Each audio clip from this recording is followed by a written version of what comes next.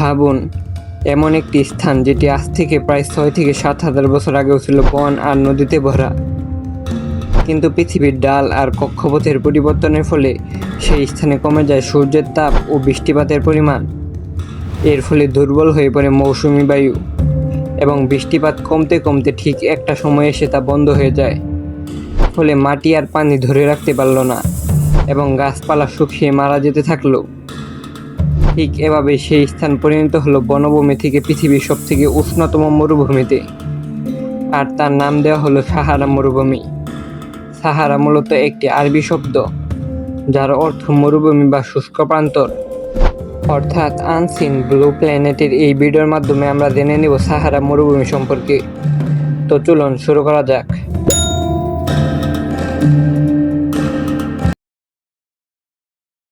সাধারণত যেসব অঞ্চলে 250 মিলিমিটারের কম বৃষ্টিপাত হয়, পানি ও উদ্ভিদ খুব কম থাকে এবং পরিবেশ সাধারণত শুষ্ক থাকে, তাকেই বলা হয় মরুভূমি।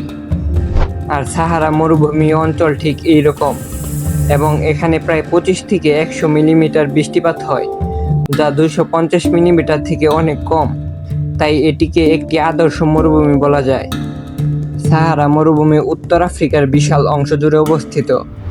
এই মরুভূমি কেবল একটি দেশ নয়, বরং প্রায় 10টি দেশের বিশাল অংশ জুড়ে বিস্তৃত। আর সেই দেশগুলো হলো মরক্কো, আলজেরিয়া, তিউনিসিয়া, লিবিয়া, মিশর, মৌরিতানিয়া, মালি, নাইজার, চাদ ও সুদান।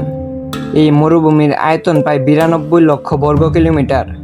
অর্থাৎ সাহারা মরুভূমি প্রায় 62টি বাংলাদেশ ও 3টি ভারতের আয়তনের সমান অঞ্চল জুড়ে বিস্তৃত।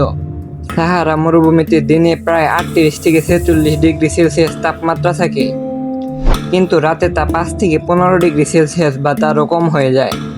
তাপমাত্রার এই পার্থক্যের প্রধান কারণ হলো এখানকার বাতাস খুব সূক্ষ্ম এবং মেঘ খুব কম থাকে। তাই সূর্যের তাপ সরাসরি মাটিতে পড়ে তা খুব গরম হয়ে যায়, এবং রাতে মেঘ না থাকায় সেই তাপ দ্রুত মহাশূন্যে চলে যায়। আর মরুভূমির বালিও এই তাপ ধরে রাখতে পারে না। ঠিক এই সব কারণেই তাপমাত্রার এই পার্থক্য দেখা যায়। আপনারা অনেকেই হয়তোবা ভাবতে পারেন সাহারা মরুভূমির সম্পূর্ণ অংশ বালি দিয়ে গঠিত, কিন্তু বাস্তবতা মোটেও তা নয়। এই মরুভূমির প্রায় 30% অঞ্চল বালি দিয়ে গঠিত এবং বাকি 70% অঞ্চল পাথুরে ও কঙ্করময় ভূমি দিয়ে গঠিত। তাছাড়াও কিছু লবণাক্ত ভূমি, পাহাড়ি এলাকা ও শুকনো নদীর খাত রয়েছে। আর এই মরুভূমির অনেক অংশেই বালির টিলা দেখা যায়। এই টিলাগুলো সৃষ্টি হয় মূলত শক্ত বাতাসের কারণে। শক্ত বাতাসে বালি উড়ে যায় এবং বাতাস কমে গেলে তা কোনো পাথর, গাছ বা আগের জমে থাকা টিলায় বাধা পেয়ে সাধারণত এইসব টিলা গঠিত হয়।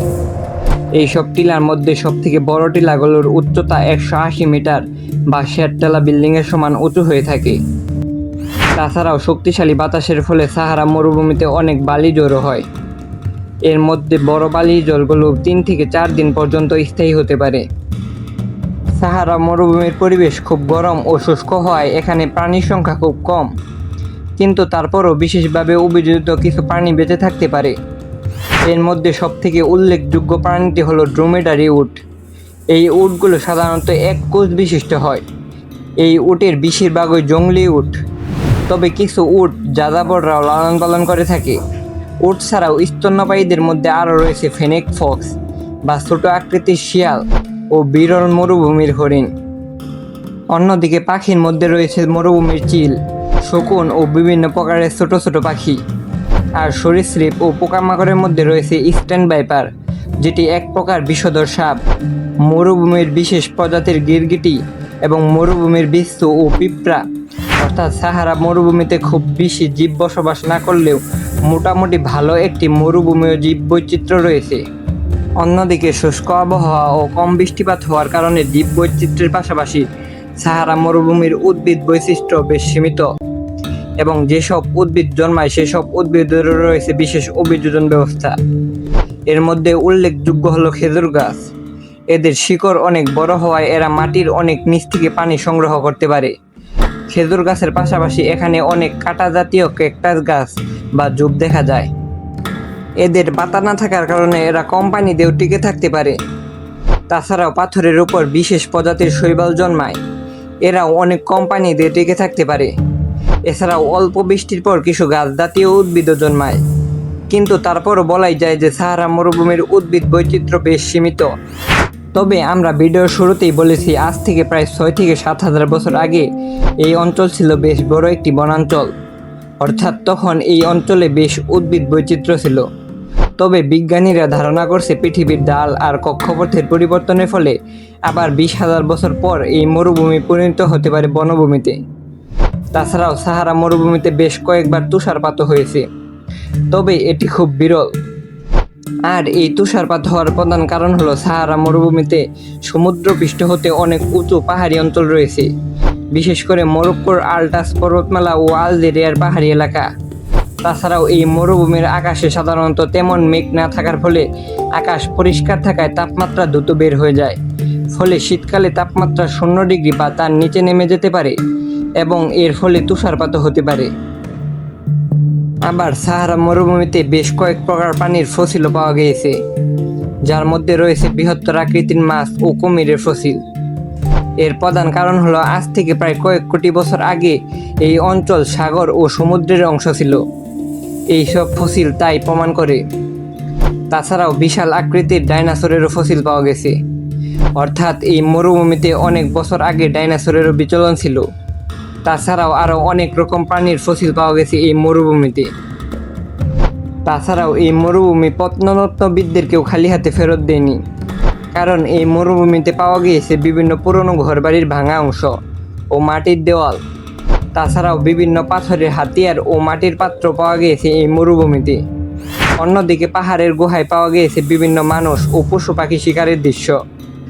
আর এইসব নিদর্শন প্রমাণ করে এই মরুভূমিতে প্রাচীনকালেও মানুষ বসবাস করত এবং বর্তমানেও এই সাহারা মরুভূমিতে বেশ কিছু মানুষ বসবাস করে। তাদের মধ্যে উল্লেখযোগ্য হলো যাযাবর জনগোষ্ঠী ও মরুদ্যানের বাসিন্দা। এর মধ্যে যাযাবর জনগোষ্ঠীর মধ্যে রয়েছে বেদুইন ও তুয়ারেগ সম্প্রদায়ের লোক।